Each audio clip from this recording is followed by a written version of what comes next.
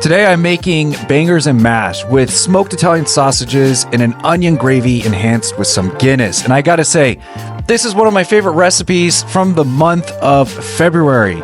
And I gotta say, you gotta make this because this shit is good.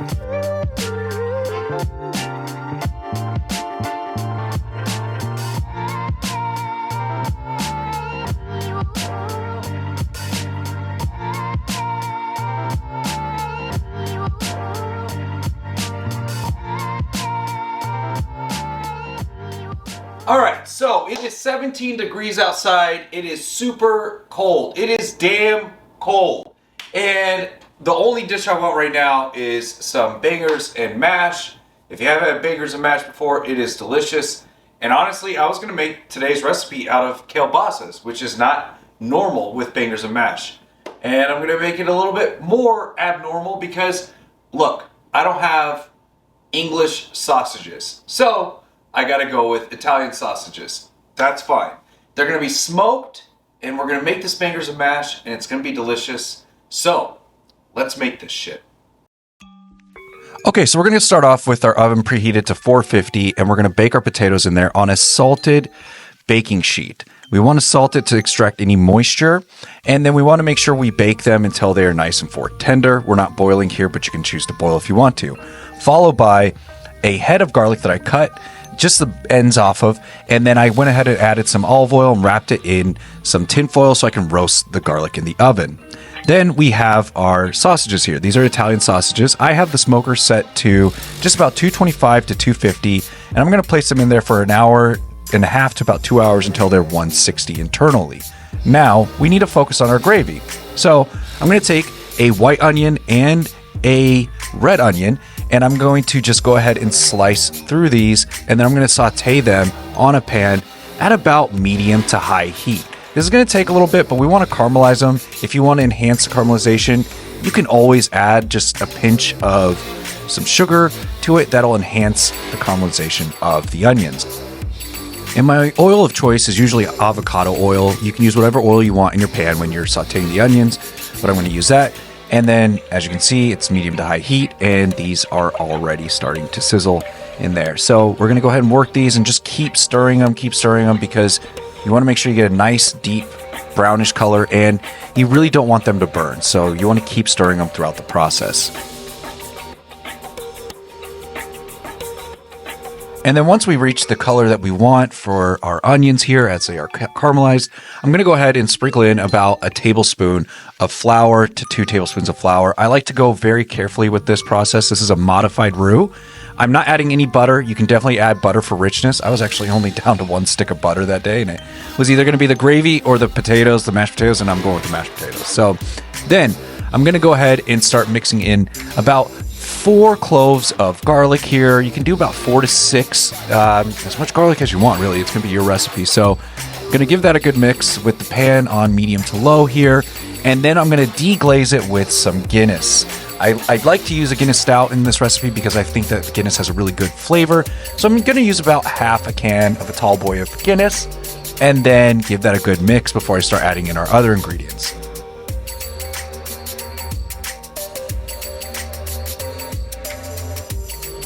Now, as mentioned, I do like to add a little bit of flour throughout the process because I don't like to rush too much flour at the beginning. I like to feel it out as I go to reach the desired level of thickness that I want in a gravy. So here I am adding just a little bit more flour, mixing it up until it's nice and thick, and I will probably add some more after I add in the beef broth.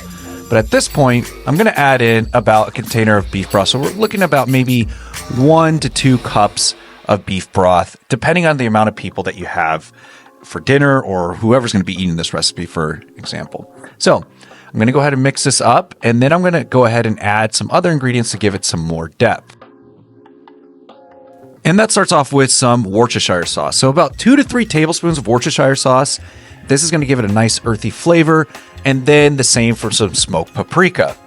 Now, again, add salt to taste, but we want to also add some whole grain Dijon mustard, about a heaping tablespoon, and about 2 tablespoons of black pepper.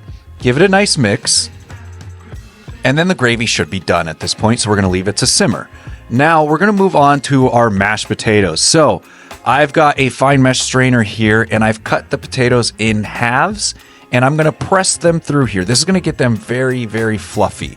And you can use a potato ricer if you want, but as you can tell, sometimes when you do this process, they get stuck there and they don't go through the mesh strainer, which is perfectly fine. You can just take a wooden spoon and work them through. Be very careful because they are super, super hot. But let's move on. So we're gonna go ahead and start seasoning our mashed potatoes, and that starts off with a whole stick of butter. Use as much butter as you want. I just like a lot of butter in my mashed potatoes. And I'm gonna go ahead and mix this up in here before adding our other ingredients. So give it a good mix, and then we're gonna go ahead and start adding in some fresh ground pepper, and I can't talk today, but fresh ground black pepper, some heavy whipping cream, about a tablespoon of each, and then I'm gonna come through with our roasted garlic. As you can see, it's beautiful, it's nice and roasted. I'm gonna add as many cloves as I want here. I'm using about 4 to 6. And just a little tip, if you mash that garlic into there, it really releases a good flavor. Also, a tablespoon of some avocado oil or oil of your choice. Give it a good mix. And we are almost done here. The sausages are about to come out of the smoker and we will start plating.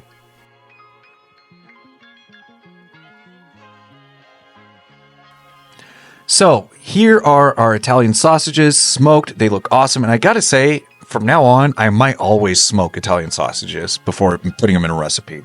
But on to plating. We're going to start off with our mashed potatoes at the bottom, heaping scoops of those nice roasted garlic mashed potatoes. And then we're going to top it off with our sausages. And then finally put some of that awesome gravy on there as well.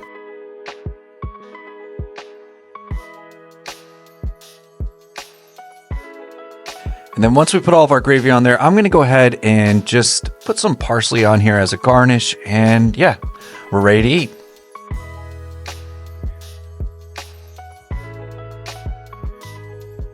All right, we're done. So I'm going to go ahead and try this right now. Oh, I am excited. Get the sausage, get the gravy, and get the mashed potatoes.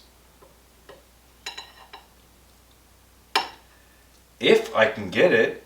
All right, there we go.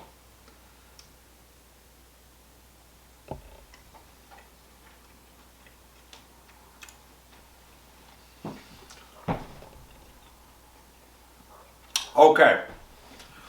I have made bangers and mash many times before, and I have another recipe for bangers and mash for all of you,